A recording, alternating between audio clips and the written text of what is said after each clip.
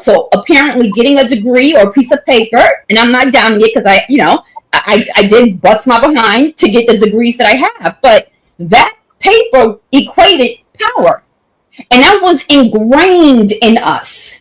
So it didn't matter if next door my neighbor is still making, like dinner, and the building is buying it from her, right? That's great and that's business, but that's not power, on a systems level. And so if when you're sending your babies to school, right? Like when we were going to school, I mean, that was hammered. And our family is the one who reiterated a lot of that, right? Well, about yourself, worry about yourself, right? Success looks like moving out, getting your own place, right? So now you're breaking down generations. Where I grew up with my grandmother in the house. I grew up with my aunties in the house, right? Like, I mean, that's just what it was. But that was not considered the blueprint of success. The blueprint of success says you get your own house. You go to college, you work for somebody, you get a quote unquote good job because now you have a quote unquote degree, right? You start your own family. Don't worry about us, baby. We fine. Just go about your own life. That's propaganda. That's indoctrination. So it's going to take time to break that. Because if you can control the mind of a generation, you don't have to waste, you don't have to exert yourself physically to make noise. If I can convince not only you, but your offspring, right? Yeah. That this is the road of success. So propaganda is massive. That's huge. We can't understate that. So it's not so, in my opinion, so simplistic as, okay, supporting, restaurants, soul food restaurants, X, Y, and Z. We're talking about systems, structures, power. Okay. Look, in New Orleans, before commercialism took over Bourbon and Basin Street pretty much non-functional now. But Basin Street used to be where you got cleaned up right before you hit Bourbon Street. But before commercialism came in, you had to have the majority of the wards, Big Mama, sign off before somebody would sell you a piece of property. So you had to go to each ward, you had to have a sit down with their Big Mama. They took that power away from the Big Mamas and commercialized it because they terrorized the original business owners out of their businesses and let it close down and then reopened it, rebranded under some colonial control. The people in New Orleans don't even hardly go to Bourbon Street no more. But all of the visitors and the tourists go to New Orleans, their first place they want to go is Bourbon Street. I agree with everything that both of y'all said. It's just that I want us to pay attention. So with everything that's even being said tonight, we see the importance of having our own businesses and catch it before it's too late. So our kids can have something of their own. I can remember when we had laundromat, everything. Now it's like we don't have nothing, and it's like I said. I know we were trained at a time to do this and that, but the way I'm looking at it, it's like we're losing everything. We're allowing it to happen. I'm gonna tell you what's gonna happen. Gonna make us join back to our communities and rebuild on our own again. After they get done looking at the grocery stores, it ain't gonna be no more grocery stores. You're gonna have a family farm because this was gonna be the law of the land. It's the law of the land anyway. Every family had to be tied to a family farm, and then you have to know how to process your own food, canning. The women gonna have to learn, and men too, gonna have to learn how to can, how to smoke meat, how to save fresh vegetables for as longest period of time. We're gonna get most of that information. We're gonna get it from the Amish, and then we're gonna turn around and have to be, even with this high tech, a lot of those grocery stores not gonna be reopened. because that zoning will be removed from them. You won't be able to own no mega grocery store. The food gonna have to be required to come from the farm to the house.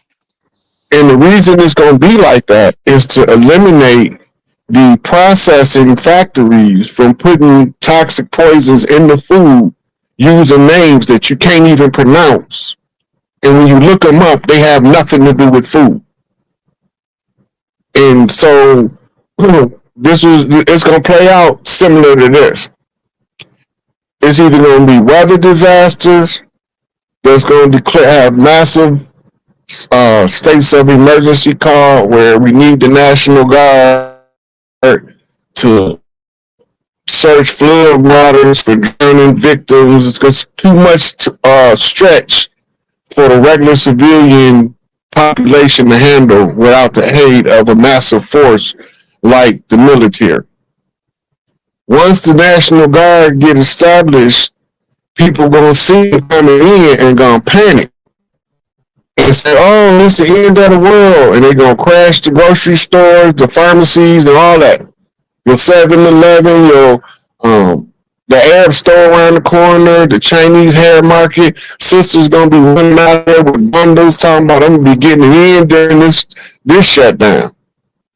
But what that's gonna do is it's gonna close a lot of those businesses so they don't have to open back up. Now we have to do business with ourselves. Now we have to restructure our family. We have to make amends to some of the family members we don't get along with, right? And we're gonna have to clean our own family up. Everybody know who in the family did the dirt. They whisper about it over the kids' head like we too stupid to know what's going on. But the same way they whispering about the people in the family they need to clean up, only now they gonna be obligated to not keep it from the good men that's required to correct the bad men and get the fuck out the way and let us do our work. Sometimes the family is the best people to clean up family. And you start in-house, you clean up the house, and by the time you get to the streets, you with your neighbors that's done the same thing. Now it's time to get rid of the police. Because we're ready to take back charge of our community. So we need a network with a reach into our community, right? Blood vessels, so to speak, that's going to lead back to the heart. And the only functional structure for us that we trust is the FOI. They respect it in every community we have, even if you don't agree with the doctrine. You appreciate their presence because you know ain't nobody around there about to be on the shenanigans while the FOI on the case. And I'm not a member of the nation. Roger, Then from there, that's when we start connecting what they call gangs. Those are tribes. So now the tribes, the government know who everybody is without they get your name. Once they got your name and your fingerprint, you in the database. They know which chief you is, which chief you were. They know what your job is, and they're gonna try to interfere with you doing it as much as possible. But they know who we are. When the right one come with the right keys to open up all the gates, that's when they're gonna set the captives free.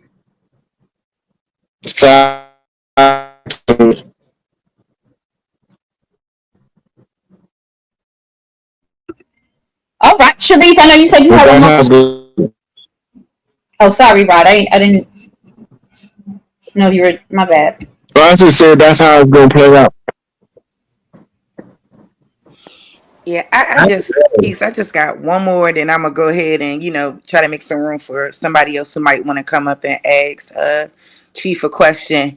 But how do you feel about so-called Black people's place in politics, like how we carry politics, and do you think that us being participants in politics altogether is a detriment to what has to take place or the type of change that needs to take shape within our respective communities and spaces?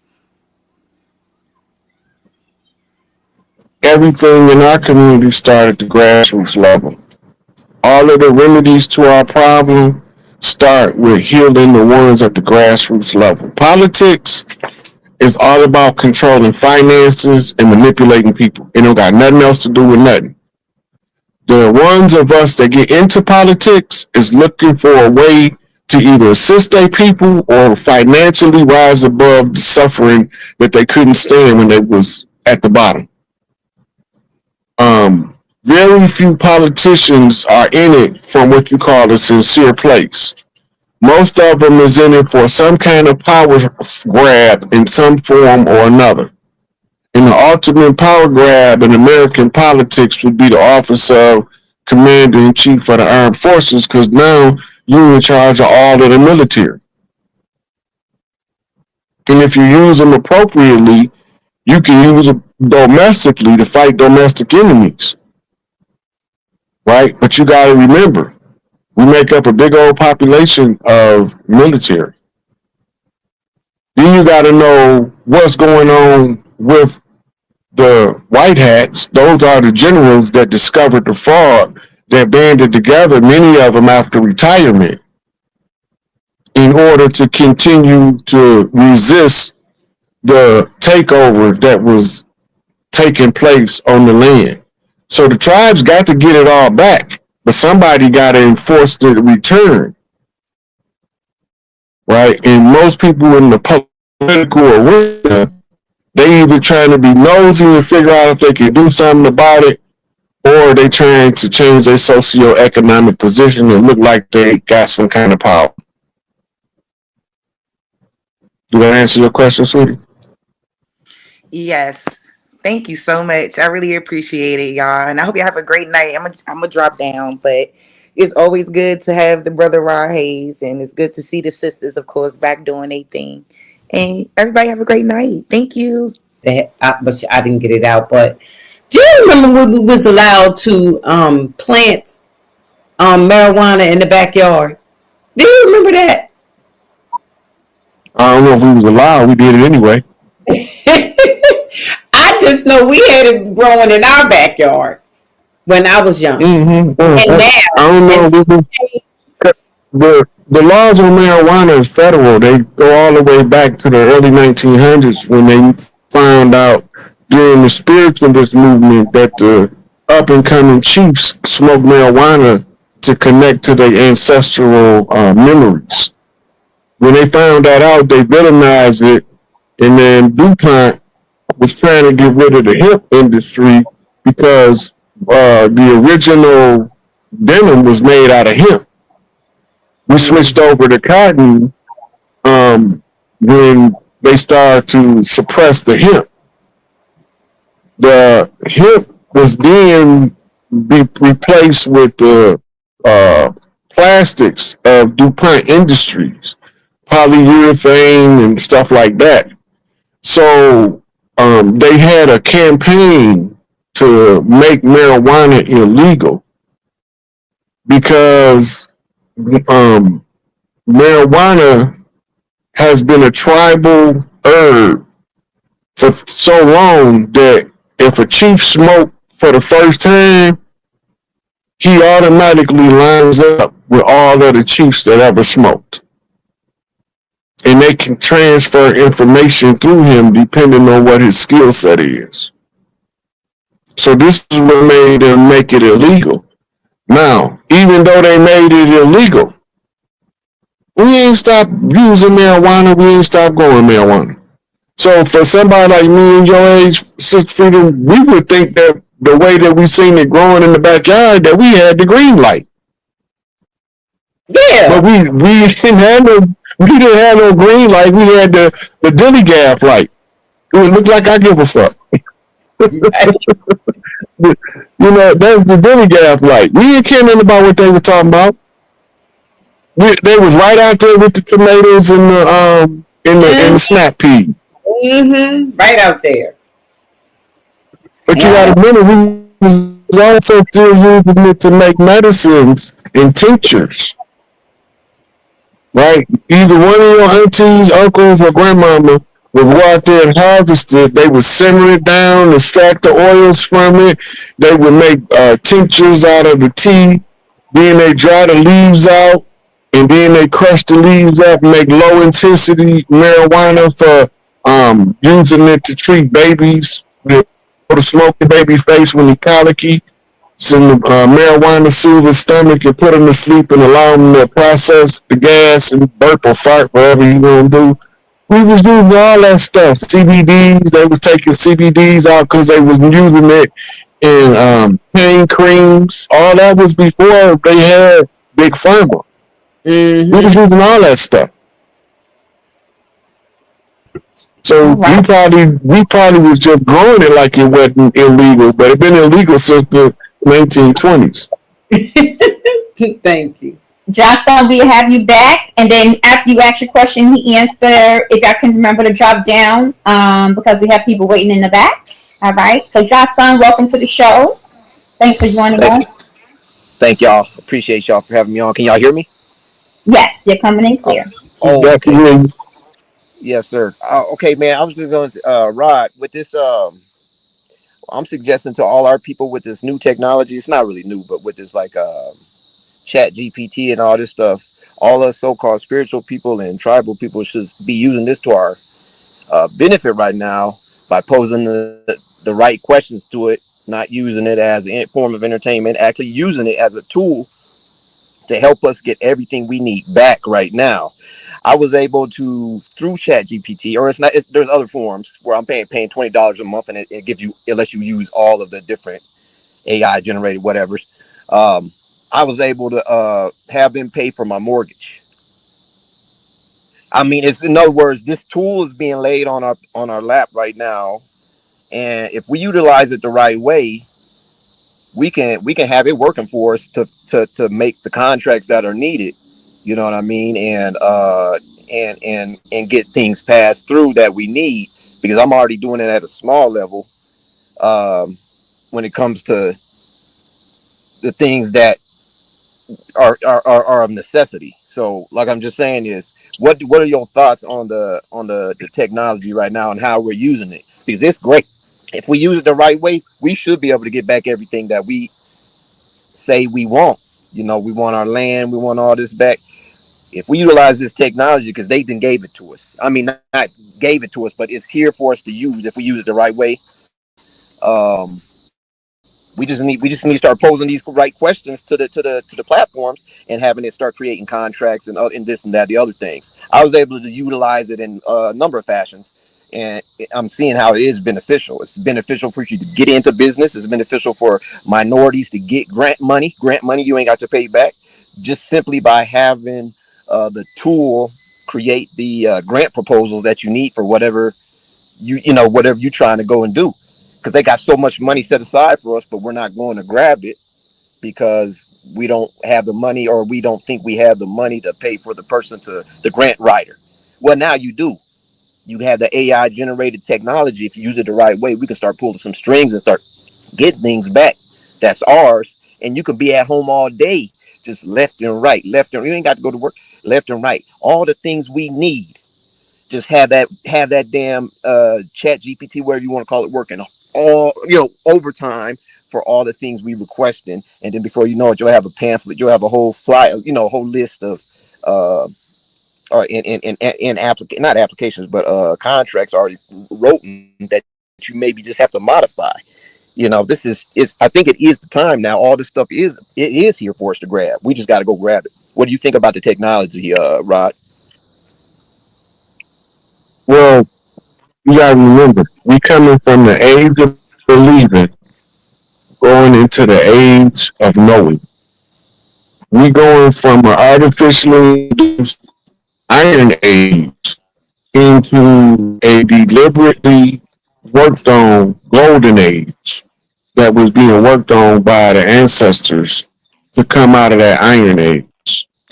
It was a series of conjure spells over a period of time that cut off the man to go through the darkness to recover the memories and the age of knowing. There's a lot of ways to use Chat GPT. You have people now that's using it to pull up the true history of the paper genocided clans in the Americas, and they telling them exactly who we are. And they recorded it and putting it on TikTok. They putting it on Instagram. That's called public notice in the oral tradition. As long as it's the time stamped archival format, it's the principle. Right?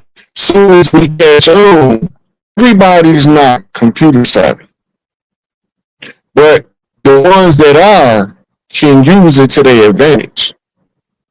Because the ones who are savvy, like yourself, on how to use ChatGPT can have a different problem that you pose in the ChatGPT to teach the people how to use the GPT to its best ability, right? Because there's nobody already teaching it.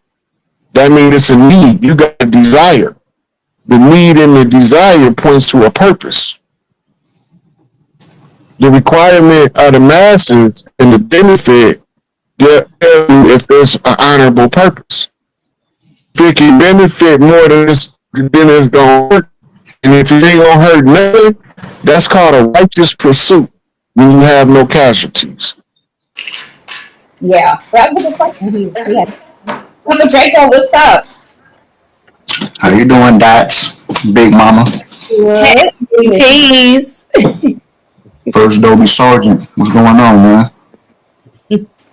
Yeah, I had a quick question. It's a little sidebar question, but I wanted to ask how you feel about I talked about this with somebody else, a few other people, but I wanted to get your opinion on how you feel about the into Africa theory. I'm not familiar with the end to Africa theory. You have to give me like some background on who's discussing this. But I do know that we populated Africa. I know that. See, that's what that's what I'm saying. Okay. One more question, and I'm gonna get out the way. I'm gonna change it up. When I look at whenever I try to look, Angola was the first slave owner on American soil. How is that possible? Listen, Or is that even true?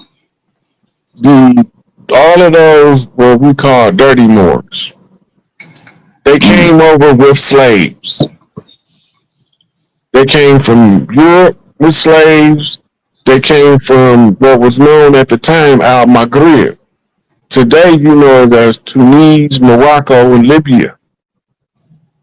And they were, Tipper Tip is the most prolific slave trader ever. And he looked like one of us, but he ain't us. He one of the dirty Moors. Damn. And they lived, and they was also doing the same thing. Remember, we not Africans direct, but Africans and us got the same enemy that look like us that ain't us. That was infiltrating the royal houses of Africa. Right? And that's how they fall to colonialism. Like if you take Hannibal in Carthage, he fell because of a senator that chose sides with Rome in his last campaign to finally crush Rome once and for all. So some Negro in Carthage decided that he was going to leave Hannibal high and dry and don't send him the resources for the final shutdown of Rome. Muhammad Ahmed from the Sudan, the Al Mahdi, undefeated against the English. He defeated all of the generals of the day for 5 years, from 1880 to 1885. They couldn't whoop it. They couldn't beat his army. They sent General Gordon down there, and General Gordon said he was such an honorable man, he wanted to convert him to Christianity. And he met General Gordon, and he said General Gordon was such an honorable man, he wanted to convert him to Islam. Right? Anyway, his betrayal came from some Negroes that had infiltrated his camp. This is the same story when we get over here talking about Noble Drew Ali, Elijah Muhammad. Clarence 13X, Yahweh Ben Yahweh. The niggas infiltrating are not the same as us, but by appearance, they can pass as being one of us. They needed somebody that don't look like us that they can blame it all on while they continue to conquer and disassociate us from our homeland. Once you disassociate it from your appointed heritable land on the earth, then the conqueror has a time limit of conquest before he can claim it as his own. But if it's one surviving heir that know who he is and protest, they can't claim it now. They have to give it all back. Right. This is the chess game we've been playing for 6,000 years, and the name of the game is God versus the devil. Mm-hmm. And this is what gave us our religious constructs as underlying tools of warfare. Because you can't control nobody for a prolonged period of time with chains. Eventually, the chains is going to keep making them stronger and stronger by generation till pretty soon the chains won't hold them. But the psychological chain can be weaved through your spiritual perception to make you turn on the people you love the most in the name of the God that you say you believe in without even knowing if he real. You know your mama real. You know for them first 9 months of your development, you was in your mama's stomach. Some of us actually remember being in there. Right? So we know mama real. But this mystery God they keep trying to convince us to believe in, we don't know that shit real. Mama real. When my stomach is hurting and my nature of hunger kicks in and tell me to cry out loud so mama can hear you. And I go to wah, wah, wah, and then mama pop that titty in my mouth and I go right? Comfort and soothing to the soul. Filling you with the Holy Spirit, and they just calling it colostrum now. And once you feel that Holy Spirit, you feel the bliss of being who you truly are for the first time, an enlightened being at the breast of the mother. That's why they wanted us all on bottles. We don't know that mystery God real, but we know mama real. We know when she couldn't breastfeed us no more because we kept biting her teeth. And she started making us eat them collard greens and cornbread. And they don't taste the same if you don't eat them with your fingers. Because you're tapping into a cultural energy exchange between the food and the people. We always ate with the fingers, the collard, I don't care what kind of greens it is, but when we ate greens and cornbread, we ate them with the fingers. Soul food. It ain't soul food if you got to eat it with a fork. Damn. Damn. If we don't know our history, we can't understand that everything we used to do had a significance to it. Because the eating with the fingers part is to stimulate certain energies in the body. The way you hold the food when you're eating with your fingers. Mm-hmm. Right? And then you're using it for sustenance. We learned that from mama. When mama first started feeding the baby before they was giving us bottles, she was feeding us with her fingers. Put it in her mouth, chew it up, take it out, and stuff it in our mouth. Because they ain't had no baby food. Wasn't no Gerbers or no Heinz. We ain't had none of that. But mama knew how to feed us and make us healthy, little fat baby running around, chunky. Mm-hmm.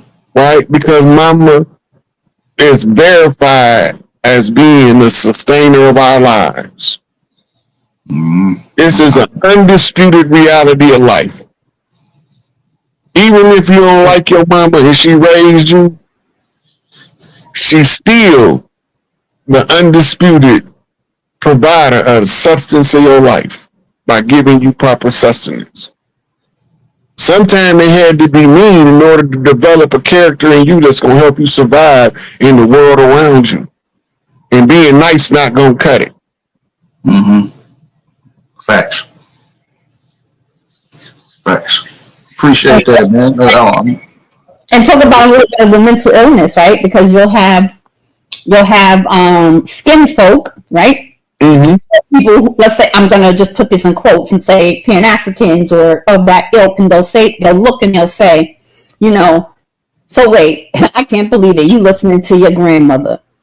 You listen? you don't know where you from? You gonna listen to your grandmother?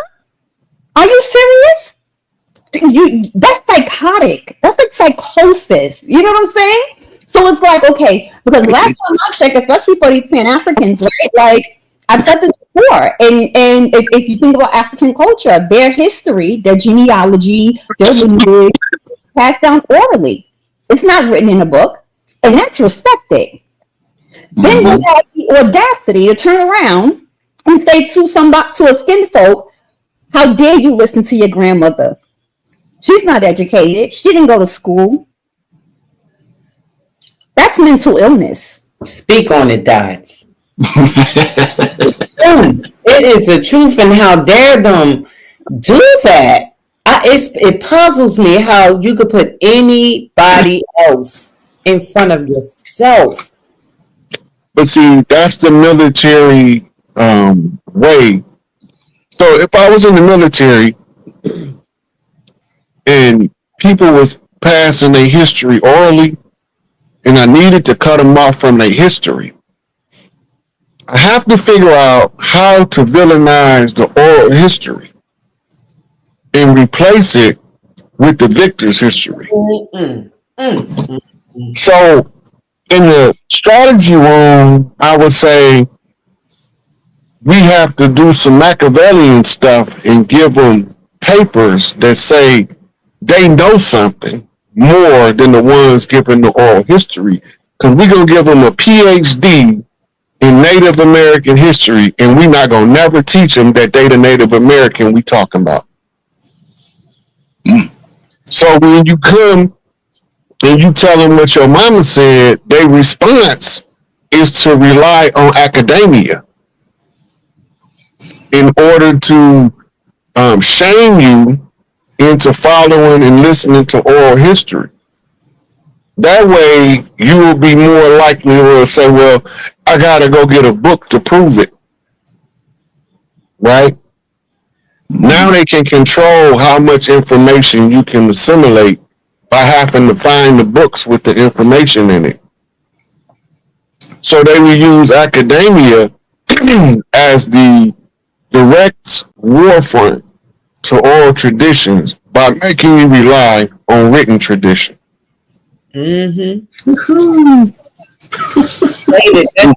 Just sitting back watching it happen. I'm telling you. Yeah, it's military strategy. Yes. They had to cut us off from the oral history. Our big mamas told us who we was. That's what my mama said. We ain't no damn Africans. We African. She said, I don't know, we wasn't in slavery, but I felt like I was enslaved on that plantation I grew up on. It was the family farm. And they had to work their ass off on the family farm. And to people who don't want to do the work, that's fucking slave labor. On the family farm. Because they paying you in food, clothing, and shelter. They not paying you in dollar bills. So you assume that you ain't getting paid. But they paying the older people in dollars. They got families to take care of to make it more expedient for the exchange of goods and services to support a family. That's a family decision. But when you a teenager and you learning your responsibility and your etiquette, you gonna take your ass down to Big Mama house down there in Louisiana, she gonna work your tongue out your mouth. And I know because I've been told that before. And I said, send me. It's the truth what you're saying. Thought you had something you wanted to play where the Africans are even admitting. They admit that we not Africans. They're admitting, nope, you're not You're not African. They just The only ones that come from Africa with that slave narrative are graduates of university.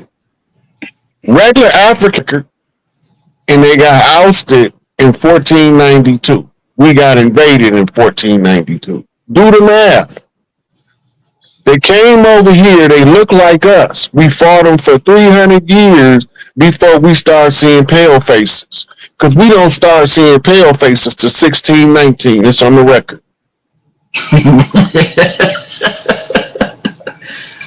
So what happened to all the Negroes we were fighting before the pale face came? They still here fighting us from the inside, telling us kill whitey. Damn. Yeah, that's pretty deep, man. So what about the whole Christopher Columbus thing? Is that story fake? It's behind it. You were never supposed to be able to find the unseen hand, the hidden hand, the black hand of that Moorish man dangling from under that white KKK robe, fucking Bixby ass nigga.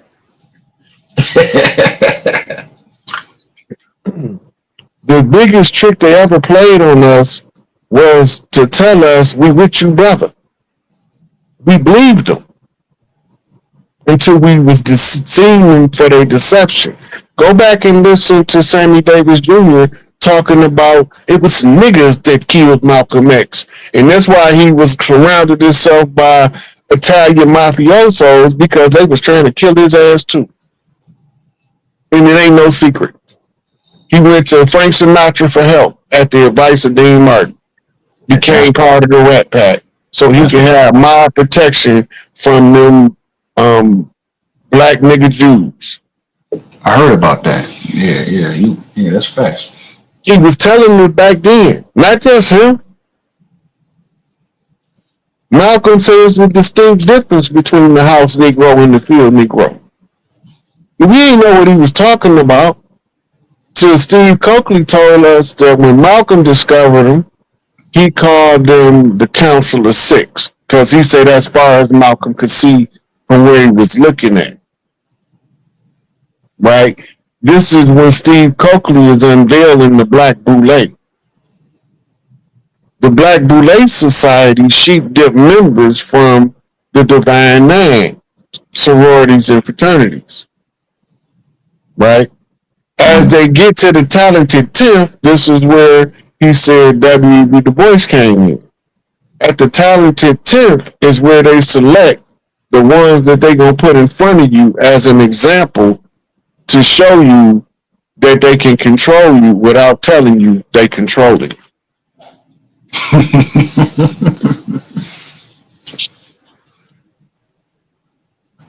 Basic mathematics.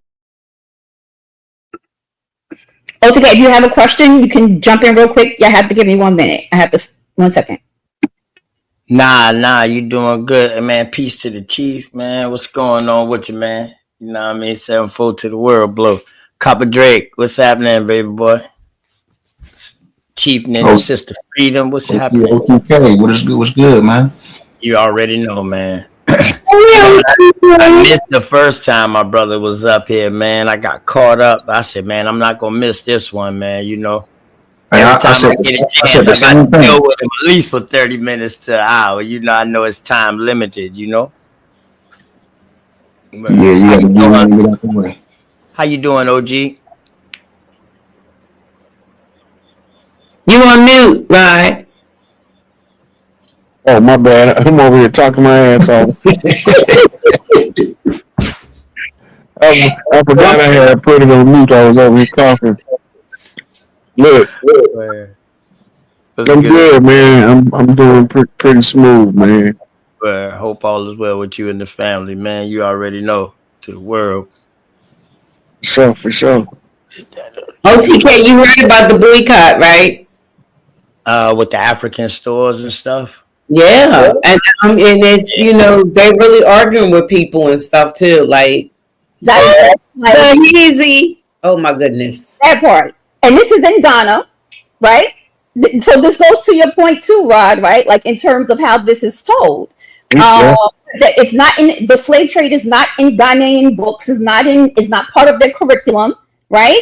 You know, one of my best friend is Ghanaian, one of my best friends are Ghanaian, and I used to always ask her and her mother, like, did y'all, like the mom, like, did you learn about the slave trade? Was there anybody in your family? And she would say no. She was like, I don't have anyone. I don't recall anybody. No, I don't recall my grandmother's great grandmother ever talking about any of our kin that was sold abroad, right? But here in this video, you heard out the mouths themselves. Absolutely, I did. And a lot of my African associates say the same thing Dots just said. And they said Guinea and Nigeria, they have no knowledge. And then they have the nerve to say they come over here and they felt like that how they felt about us until they actually came over here and hear about what we go through over here. You know what I'm saying? They never even knew our history. They go through with the undone man. They don't know anything. They don't know anything. And they don't have no knowledge of the slave trade. It's like that's a tourist part, right? What Dots just showed. If it's a tourist site, that means that it's financial gain for the country to use it as a recreational Disney World. That's crazy. And that was in the 1700s. And I'm only saying that I don't want anybody to get me wrong, or saying like, you know, that white Europeans did not have a hand in it, right? But understanding that the slave trade wouldn't have happened, it wouldn't have been as, I don't want to say successful, but you know, the amount of bodies that's bought and sold allegedly, right? That shit wouldn't have happened if Africans weren't involved in the trade themselves. And one of the biggest slave markets in Ghana, if you do your DNA test, they always say your behind usually come from Ghana or Nigeria. Go figure, right? Mm-hmm. Was the biggest in the 1700s, no less. 1700s. And the slave trade is supposed to have started in the 1400s. So we got 300 years. Markets, Europeans weren't involved. I told you. And it was the tribes within that was doing the slave trading. Yeah. Because it sounds like he said it wasn't the white man. That's what I thought he was saying. Yeah.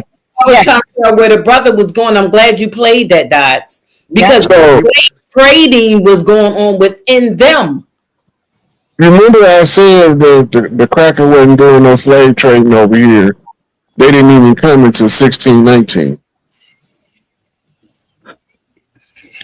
So the 1700s bringing about the fall of slavery around the world, because now you're starting to have the people talking about the beginnings of human rights discussions among the nations of the era. Heads of states sending delegations to go figure out what this human trafficking is doing, right? But at the same time, we still fighting this 500-year protracted struggle against the same people that came in as Huguenots under the French and conquistadors under the Spanish, and they came in as gentry under the English, but they look like us, but they ain't us.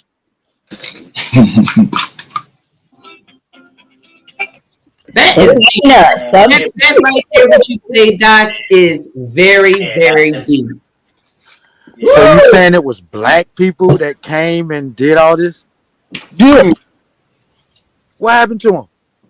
They still over there? No, wait a minute. I'm talking about they came to you saying they came to America, right? Oh yeah, we still fighting them son bitches.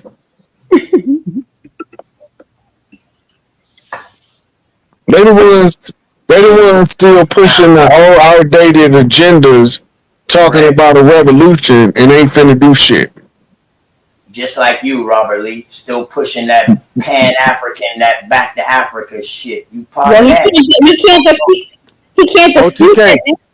We're not doing that. All right, listen, Copper, my love, Copper, I'm gonna drop you down because I fall back. I got you. Don't trip. Thank you so much. All right. Yeah. Okay. Right. You come on in. Go ahead, sis. My bad, sis. No, you have it. You can do That it. was a fire. That was a fire video you showed. Thank you. Definitely was fire. And can you share my screen real quick? I'm gonna Okay, put the you put in a brother private chat. on this, and let's see if we can build on this here real quick. You know, me and him can say It's up. OTK. It's hard to see, but it's up. you can see it. Yeah. Give it a minute. It's starting to clear up. Yeah, we can see it.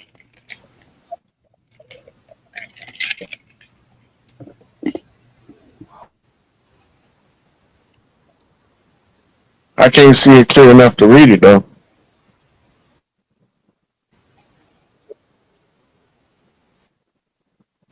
I'm gonna blow it up. Hold on, give me a second.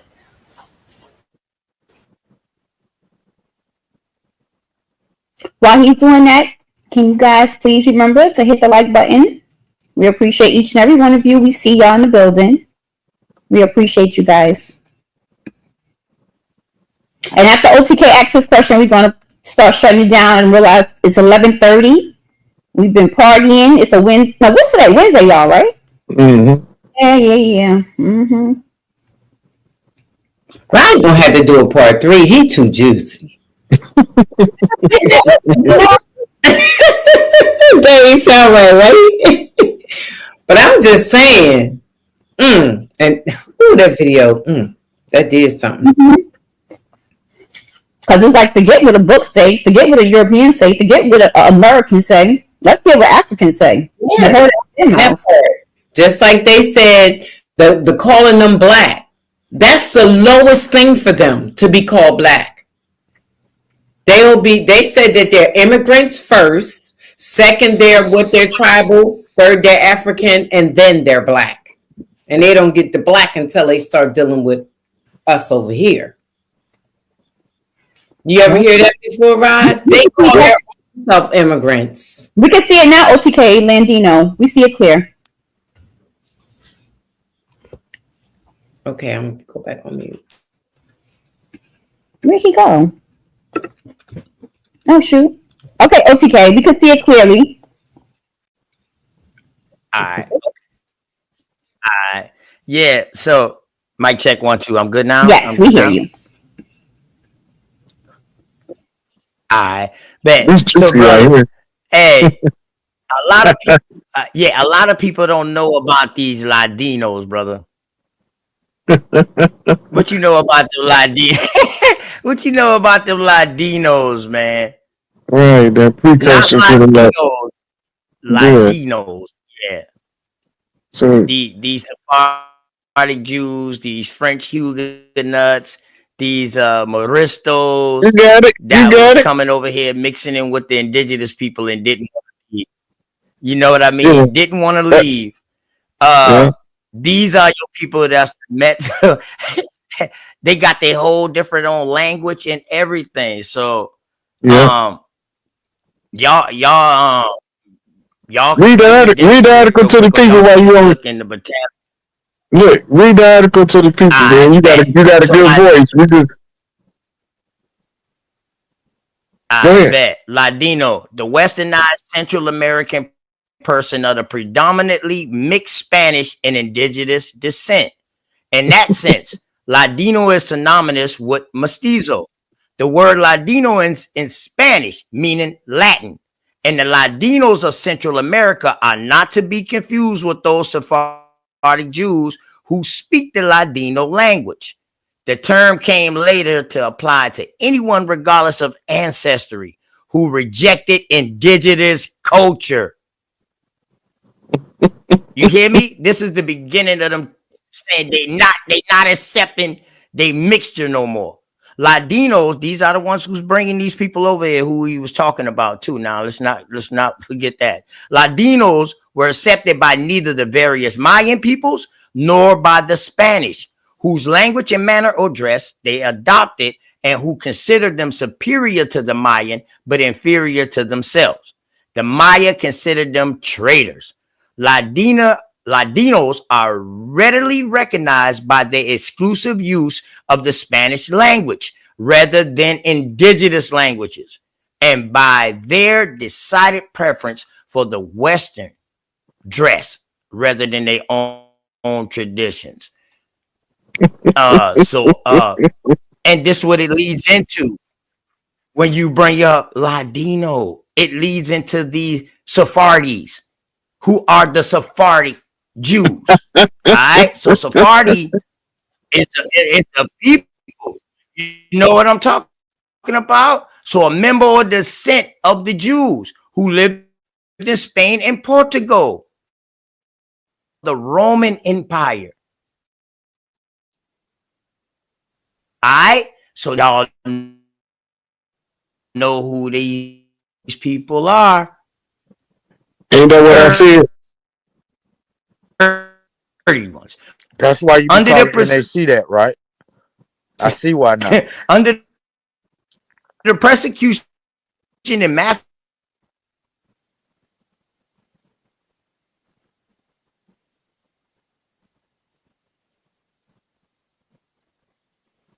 OTK, you dropped off. Ain't that what I've been saying the whole time? Mm-hmm. France. Yep. So Holland, England, Italy, and the Balkans.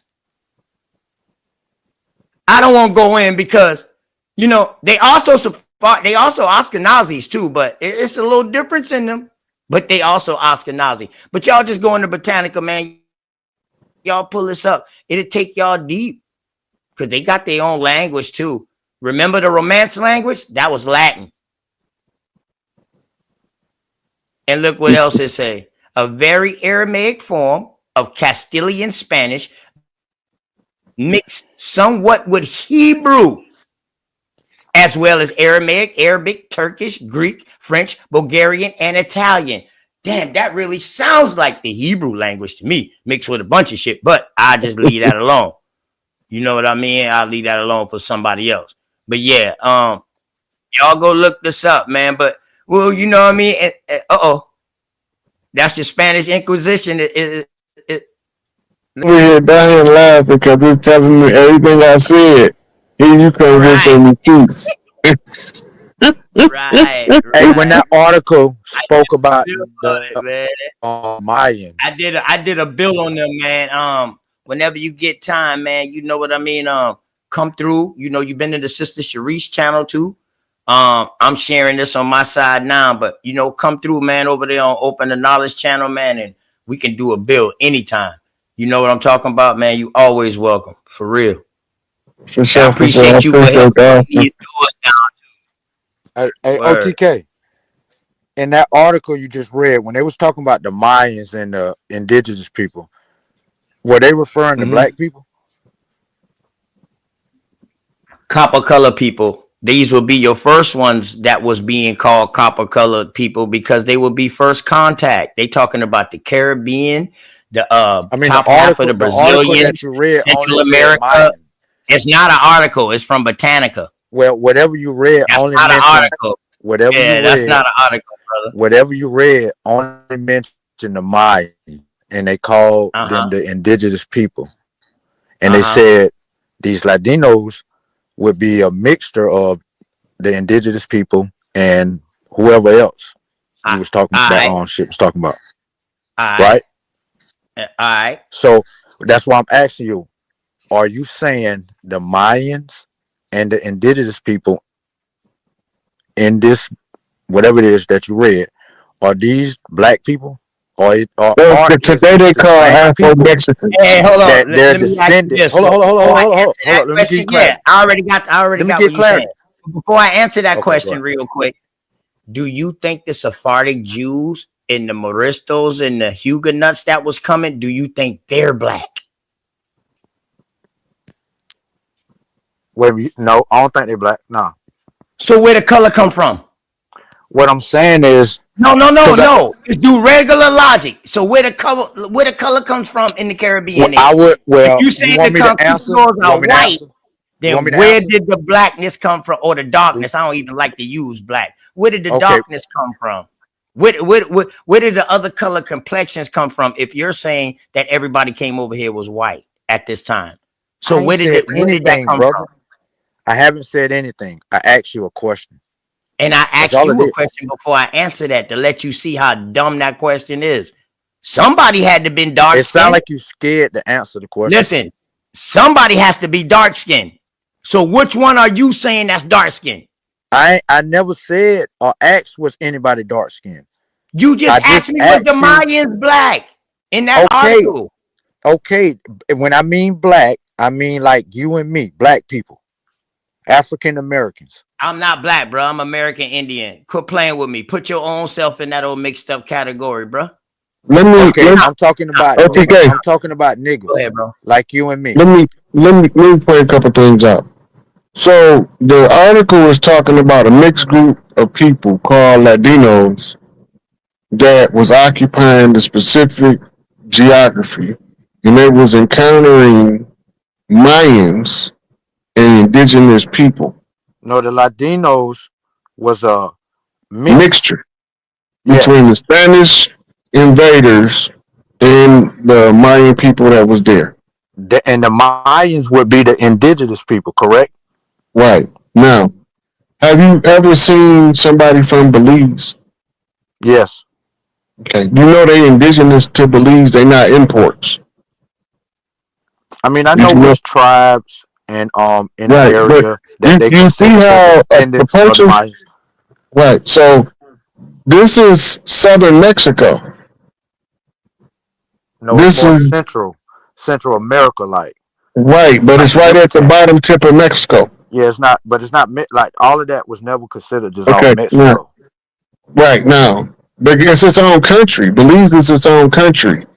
But I use that because the people from Belize has always been there. Those dark skinned people that's been there for thousands of years still are the people of Belize.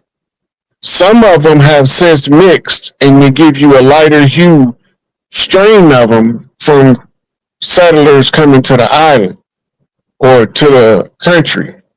Now, when you move into Mexico, the Afro Mexican is the indigenous people of Mexico. They look like old Mississippians, but they in Mexico. These are the ones they making reference to as Mayans, Incas, Olmecs, and Aztecs, which is all the same people, but they divided up the different parts of the culture by time frame and renamed the same people many different things to confuse the researcher as to these being different groups of people instead of a continuation of the ongoing tribes that have always been here. Those original Mayans indigenous that they speak of have roots that trace all the way into the Americas to the Mississippi Basin. But they also got roots that trace all the way down through South America to the Amazon basin because that was the Fertile Crescent.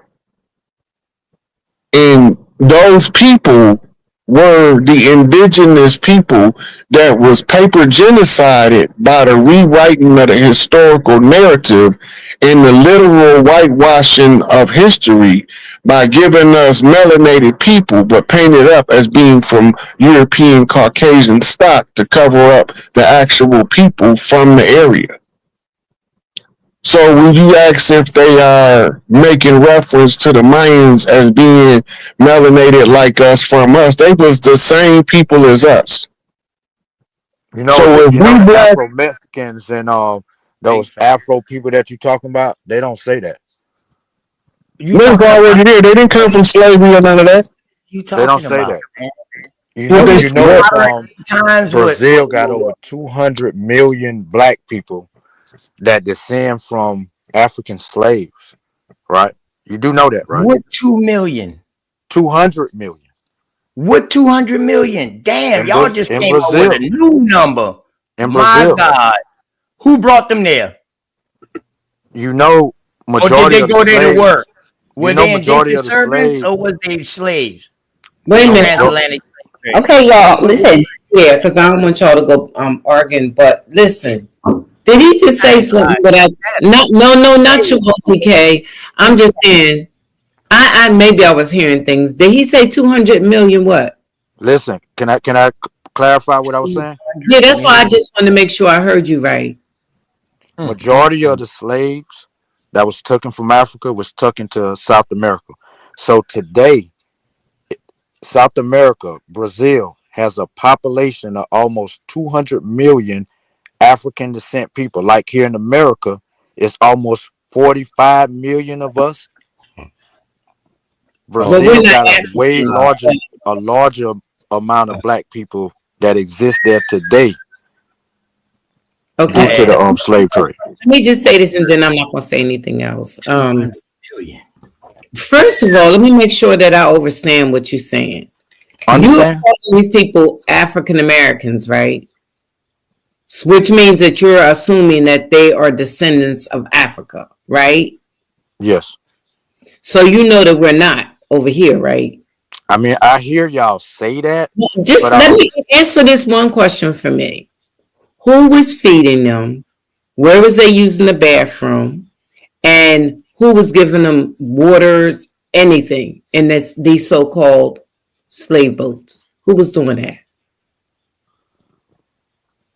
That would be the I mean, because remember, we're led to believe they went over there, they got them. I don't know how they went over there and got them like it's portrayed, because they would have got sick as themselves. The capturers would have got sick themselves.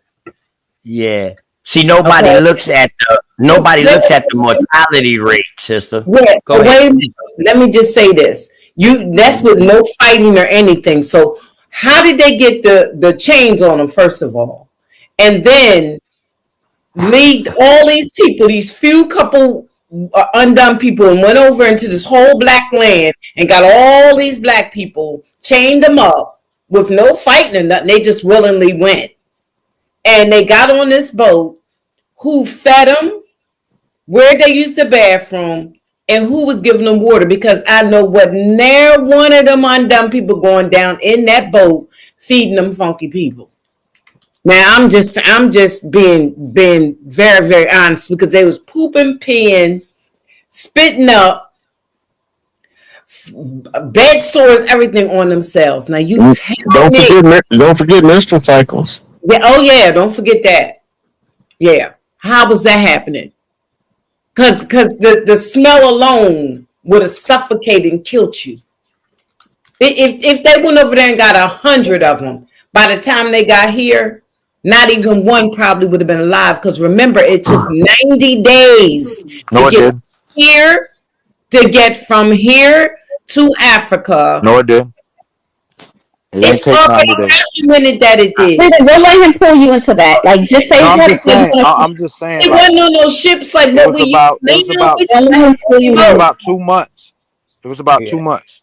All right. So let me ask you this: do you believe, Robert Lee? Do you believe that slave ship that they show us? Do you believe that ship exists? Like in sardines, like that's what they use? No, they got actual, you know what I'm saying, documents of other ships that was used and stuff. Like, I think they used that. Hold up, bro. Hold up. God damn, bro. Man, listen. You got to let somebody answer a question. You can't ask me a question and then start interrupting me, asking me another question. Go ahead, man. Give me a chance to answer the first question. Really, you shouldn't even be on the panel, bro. Wait, hold on, just 1 second. Robert Lee, just 1 second. This is gonna be the OTK. This will be the last. Robert Lee, after you answer that question or what have you, I'm gonna ask you to drop down. All right, Rod is the guest right now. I'm going to go ahead and drop down. Hey, sister, y'all, Robert Lee, you're talking. Thank you, darling. I was trying to say I'm gonna go ahead and drop down so y'all can finish the rest of y'all show, because I appreciate OTK, we ain't gonna be able to have a real conversation. So I'll join y'all another time when Thank you so much. Here. All right, y'all enjoy y'all show. I mean, that's because you can't deal with OTK, baby. I